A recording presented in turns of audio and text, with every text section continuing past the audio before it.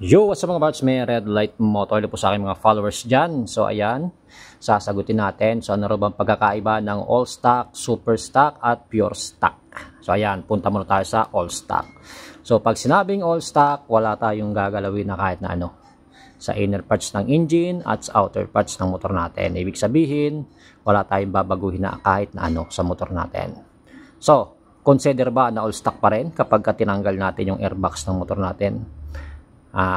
Open carb lang, or ibig sabihin is open throttle body? Well, para sa akin naman kasi as long na hindi ka naglalaki ng carb, hindi ka nagre-reject ng motor mo or nagpapalit ng throttle body or ng injector, all stock pa rin yan, di ba?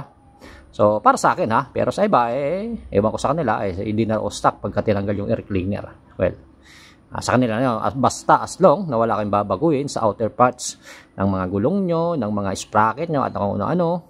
So, all stock ang ibig sabihin yan. Ano ba? So, ayan. So, punta naman tayo sa pure stock. So, ayan. So, ano daw pagkakaiba ng pure stock? So, pag sinabing pure stock, pwede tayo mag-modify ng konti sa outer parts ng motor natin. Tulad ng carb or throttle body, CDI or ECU. Pwede tayo mag-lighten, swing arm, or na rim set. So, yan ang pure stock. Pero, sealed engine.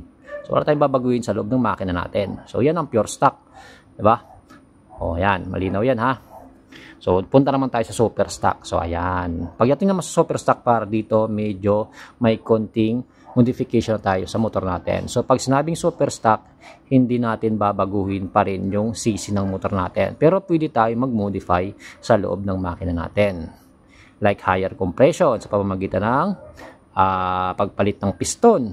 Diba? Mas high compression, naka-doom. Mas high compression as long stock pa rin yung size ng bore mo. Siyempre, stock crankshaft. Kasi hindi ka pwede mag-stroke up. Kasi pag stroke up ka, mangyayari yan. Hindi naman, sabi natin 147cc, magiging 160cc. Hindi na yun. Super stock, diba? So, kailangan, stock crankshaft. Stock piston. So, ikaw na lang bahala kung paano papalakasin yung compression ng motor mo. Siyempre, pwede ka rin magpalit ng cams. Sa sinabing stock. As long na stock cc pa rin yung motor mo. Ano po?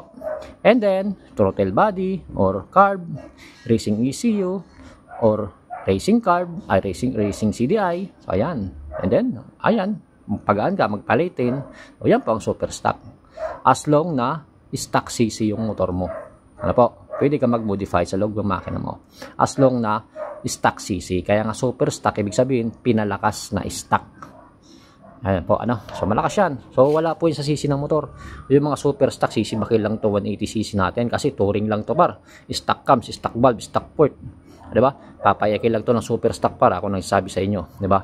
Marunong tayo umintindi ng mga upgrade ng iba. Hindi tayo bias par. Marunong tayo. Kasi kahit paano, hindi naman tayo maluluko ng iba. Ano po?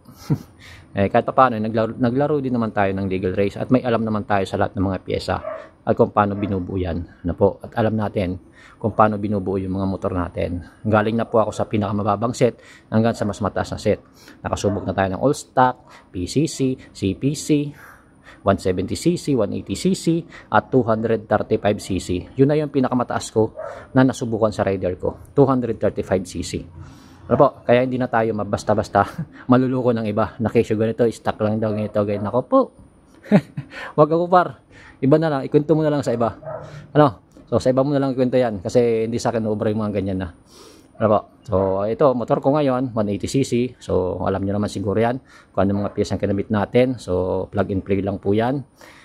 Stock cams, stock valve, stock port, 68mm, racing bumblebee, carb, 32mm. Then siyempre CDI. So, ayan lang. Doon naman ang motor natin. So, hindi naman po yan ganun kabagal. Kasi rider naman po yan. Tatakbo at tatakbo po yan. Tulad ng sa rider mo din. Alright, it's Mega Red Light Motor. Ride safe, play safe. Yes.